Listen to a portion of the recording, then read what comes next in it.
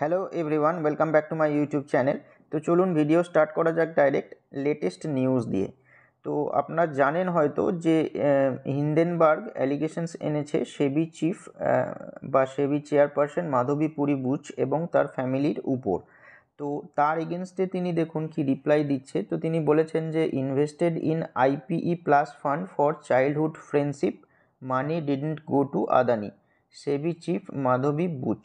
তো তিনি বলেছেন যে মানে ফ্রেন্ডশিপ এর জন্য, মানে চাইল্ডহুড ফ্রেন্ডশিপের জন্য কিন্তু তারা আইপিই প্লাস ফান্ডে ইনভেস্ট করেছিল। তারা মানে কারা? মাধবী পুরী বুচ এবং তার হাজব্যান্ড ধবল বুচ।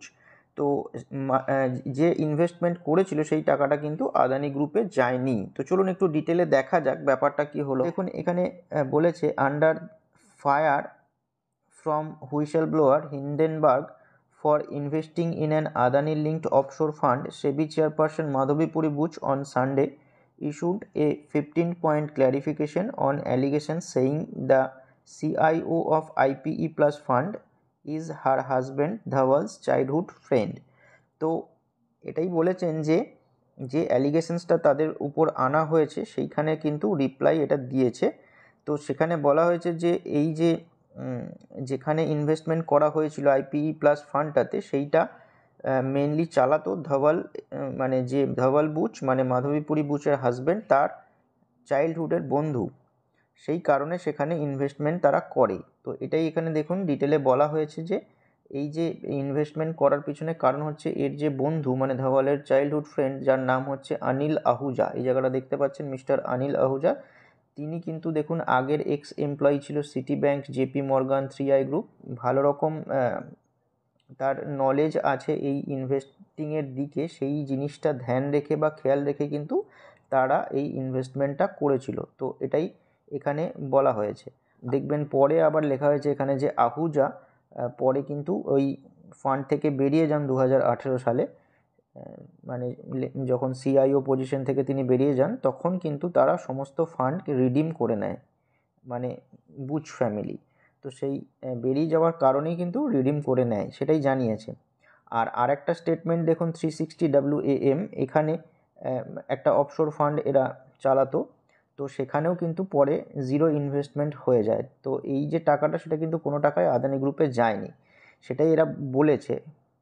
এবার দেখুন হিন্ডেনবার্গের তরফ থেকে বলা হয়েছে যে আহুজা মানে অনিল আহুজা, যে বন্ধুর কথা বলা হচ্ছে, সে কিন্তু আগে আদানি এন্টারপ্রাইজের ডিরেক্টর ছিল। 3টে টার্মে সে 9 বছর কিন্তু কাটিয়েছে, যেটা শেষ হয়েছে জুন 2017-তে। আর তার আগেও দেখতে পাচ্ছেন আদানি পাওয়ারে কিন্তু ডিরেক্টর হিসেবে কাজ করেছিলেন ইনি অনিল আহুজা। তো সেবি চিফ এই এগেনস্টে কী বলেছে? তো investment in the fund was made in 2015, মানে 2015 সালে এই ইনভেস্টমেন্ট করা হয়েছিল, যখন তারা একজন মানে দুজনেই, মানে তিনি এবং তার হাজব্যান্ড দুজনেই প্রাইভেট সিটিজেন ছিলেন এবং সিঙ্গাপুরে থাকতেন। তো তার 2 বছর পর কিন্তু তার মানে মাধবী পুরী বুচ সেবিতে জয়েন করে। তো সেটাই এখানে বলেছে। আর দেখুন Hindenburg report also questioned Dhaval's appointment in Blackstone and SEBI's approval of Blackstone backed REIT IPO of Mindspace and Nexus Select Trust. তো দেখুন পরে পরে এই ধওয়াল বুচ ব্ল্যাকস্টোনে কিন্তু অ্যাপয়েন্টমেন্ট পান এবং ব্ল্যাকস্টোন ব্যাকড দুটো আইপিও কিন্তু তারপরে আসে, মাইন্ডস্পেস এবং নেক্সাস সিলেক্ট ট্রাস্ট, যেটা কিন্তু মানে মাধবী পুরী বুচ যখন সেবি চেয়ারপারসন ছিলেন তখন। তো সেই নিয়ে আর কি হিন্ডেনবার্গ রিপোর্ট মানে কোয়েশ্চেন করেছে। তো এই যে ধবলের অ্যাপয়েন্টমেন্ট 2019 সালে, সেইটা কিন্তু ছিল senior advisor to Blackstone private equity. মানে এটা তার ডিপ এক্সপার্টাইজের জন্য কিন্তু সাপ্লাই চেন ম্যানেজমেন্টের জন্য কিন্তু তাকে দেওয়া হয়েছিল বলে জানিয়েছে। তো দেখুন যখন এই মানে মাধবী পুরী বুচ সেবি চেয়ারপারসন ছিলেন তখন দেখুন এখানে লেখা হয়েছে যে at no time has Dhaval been associated with real estate side of Blackstone. On his appointment, the Blackstone Group was immediately added to Madhavi's recusal list maintained with SEBI. মানে কি, যখন ওইখানে চাকরি পায় বা অ্যাপয়েন্টমেন্ট পায় ধবল, তারপরই কিন্তু এখানে রিট নিয়ে একটা আইপিও আনার চেষ্টা করে, সেটা এখানে বলেছে। তো দেখুন এটার অ্যান্সার যেটা দিয়েছে যে all regulations of SEBI are approved by board and not by its chairperson, মানে সেবি চিফ বা সেবি চেয়ারপারসন বলেছেন যে শুধু চেয়ারপারসনের উপর ডিপেন্ড করে কিন্তু হয় না, পুরো বোর্ডের উপর কিন্তু নির্ভর করে। এবং এইটা কিসের জন্য দেখুন, আফটার এক্সটেন্সিভ পাবলিক কনসালটেশন, তারপরে কিন্তু হয়। আর মাধবীপুরী বুচ দেখুন প্রথমত তিনি IIM আহমেদাবাদ থেকে কিন্তু অ্যালুমনি বা পড়াশোনা করেছেন, তারপর কর্পোরেট কেরিয়ার কিন্তু স্টার্ট হয় ব্যাংকিং এবং ফিনান্সিয়াল সার্ভিস দিয়ে। ICICI গ্রুপে কিন্তু তিনি কাজ করেন ফ্রম 2011 টু 2017।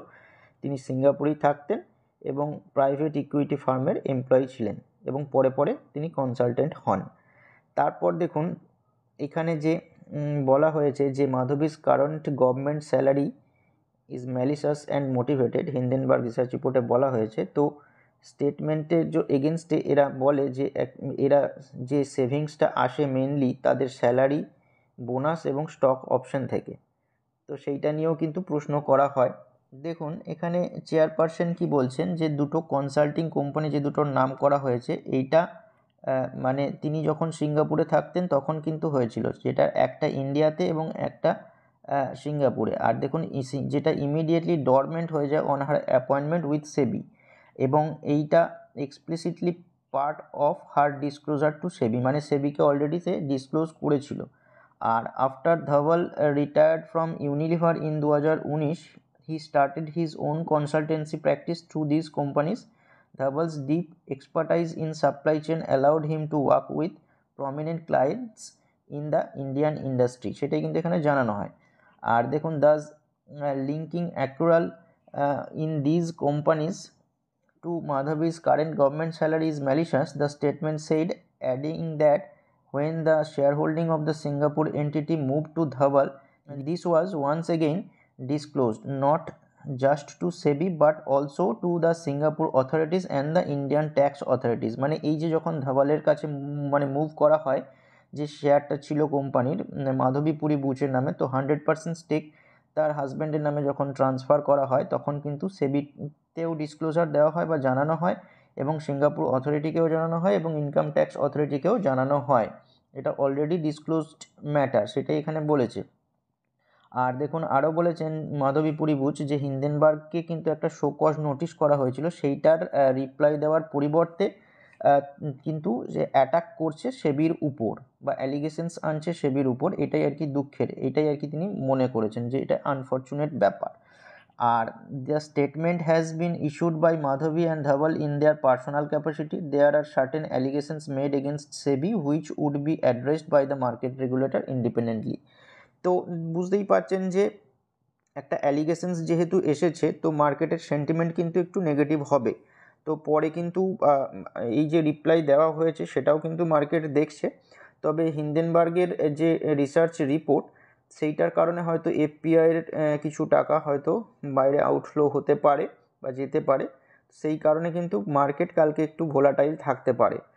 তো দেখা যাক নেক্সট ডেতে কি হয়। তবে আমার মনে হয় না বিরাট কিছু রকমের মানে মার্কেট ফল করবে বলে, কারণ এখন রিটেল অ্যাজ ওয়েল অ্যাজ ডিআইরাও ভালো সাপোর্ট দিচ্ছে। ফরেন ইনভেস্টাররা যদি মার্কেট থেকে টাকা বেরও করে তো বিরাট রকমের ইম্প্যাক্ট যে হবেই সেরকমটা নাও হতে পারে, এটা কিন্তু সম্পূর্ণ আমার মত।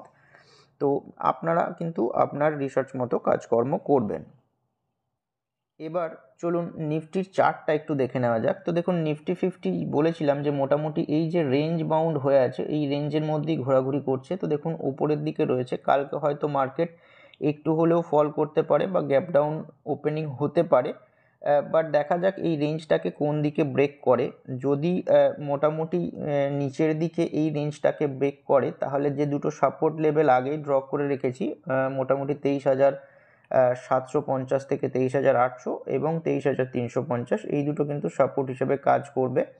তো দেখা যাক নেক্সট দিনে কেমন কি পারফরমেন্স দেয়। এবার চলুন কয়েকটা স্টক নিয়ে ডিসকাস করা যাক। তো দেখুন প্রথম যে স্টক সেটা হলো ট্রেন্ট লিমিটেড। তো স্টকটা দেখুন লাস্ট ট্রেডিং ডেতে 11.18% বেড়েছে, 631 টাকা 25 পয়সা বেড়েছে, 6,275 টাকা 35 পয়সাতে ট্রেড করছে।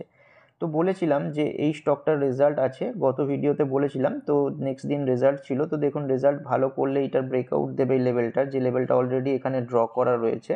তো সেইটাই দেখুন হয়েছে। তো রেজাল্ট খুবই ভালো করেছে, যে কারণে কিন্তু ওই যে অল টাইম হাইয়ের লেভেলটা ব্রেকআউট দিয়েছে। আর নিচের দিকে যদি ভলিউম লক্ষ্য করেন তো বিশাল রকমের ভলিউম ছিল, এখানে দেখতে পাচ্ছেন ভলিউম কিন্তু ড্রাই। তো দেখা যাক রেজাল্ট কেমন করেছে। তো রেজাল্ট দেখুন ভালোই করেছে, কারণ প্রফিটের দিক থেকে কিন্তু প্রফিটটা 2-fold হয়েছে, মানে দ্বিগুণ হয়ে গেছে। তো মেনলি এটা এসেছে জুডিও এর কারণে। জুডিওর আউটলেটের সংখ্যা বেড়েছে এবং ওয়েস্ট সাইড বলে আর একটা আছে, সেইটারও কিন্তু আউটলেট এরা তৈরি করেছে, যে কারণে ভালো পারফরমেন্স দেখিয়েছে। তো দেখুন কনসলিডেটেড নেট প্রফিট বেড়েছে 3.93 বিলিয়ন রুপিস হয়েছে বেড়ে। তো এটাই কিন্তু এরা পাবলিশ করেছে। তো এইটা যেটা এসেছে, তো steadily expanding it's youth focused and low price brand Zudio, এই কারণে হচ্ছে opening 16 new outlet during the quarter and 6 new West side store it's more premium brand. তো ওয়েস্ট সাইড যে স্টোর সেটা 6টা খুলেছে এবং দেখতেই পাচ্ছেন 16টা জুডিও স্টোর খুলেছে, যে কারণে কিন্তু ভালো রকম গ্রোথ দেখা গেছে প্রফিটের দিকে অ্যাজ ওয়েল অ্যাজ রেভিনিউয়ের দিকেও। তো দেখুন কোম্পানির টোটাল যে জুডিওর স্টোর সংখ্যা সেটা হচ্ছে 559টা এবং ওয়েস্ট সাইড স্টোরের সংখ্যা 228টা। এটা কিন্তু অ্যাজ অফ জুন 30। তো company also runs Star supermarket stores which are operated by Trent Hypermarket and British retail major Tesco. Trent revenue rose more than 56% to 41.04 billion rupees এই কোয়ার্টার আর কি 56% rise করেছে revenue. তো রেভিনিউও ভালো হয়েছে এবং এবিট মার্জিনও দেখুন expand হয়েছে বা বেড়েছে, 7.8% থেকে বেড়ে 10.6% হয়েছে। তো দারুণ রেজাল্ট করেছে পাবলিশ, স্টকটার উপর নজর রাখবেন। নেক্সট যে স্টক সেটা হচ্ছে কেফিন টেকনোলজিস লিমিটেড। তো দেখুন স্টকটা লাস্ট ট্রেডিং ডেতে 18.30% বেড়েছে, 166 টাকা 35 পয়সা বেড়েছে, 1075 টাকা 35 পয়সাতে ট্রেড করছে। তো এই স্টকটাও দেখুন তার অল টাইম হাইয়ের ব্রেকআউট দিয়ে দিয়েছে, মোটামুটি এই যে 900 লেভেলটার কিন্তু ব্রেকআউট দিয়েছে এবং দেখুন বড় একটা গ্রিন ক্যান্ডেল ফর্ম হয়েছে। আর নিচের দিকে যদি ভলিউমটাও দেখেন তাহলে কিন্তু স্ট্রং ভলিউম দেখা যাচ্ছে। তো এই যে ব্রেকআউট সেটা সাস্টেনেবল কিনা ভলিউম থেকেই বোঝা যায়। তো ভলিউম দেখে বুঝতেই পারছেন ভালো রকম বাইং ইন্টারেস্ট কিন্তু দেখা যাচ্ছে স্টকটার উপর। তো এর কারণ হচ্ছে যে প্রফিট এবং রেভিনিউ দুটোই কিন্তু ভালো পাবলিশ করে Q1-এ, যে কারণে কিন্তু স্টকটা ভালো রকম লাস্ট ট্রেডিং ডেতে বাড়ে। তো দেখুন মোটামুটি 13.22 মিলিয়ন ইকুইটি শেয়ার কিন্তু মানে চেঞ্জ ইন হ্যান্ড হয় NSE এবং BSE during the last trading day, মানে লাস্ট ট্রেডিং ডেতে কিন্তু প্রায় এতগুলো শেয়ার চেঞ্জ ইন হ্যান্ড হয়, যে কারণে স্টকটা কিন্তু 20% মতো বেড়ে যায়, কিন্তু আলটিমেটলি 18%-এর উপর বেড়ে ক্লোজ দিয়েছে।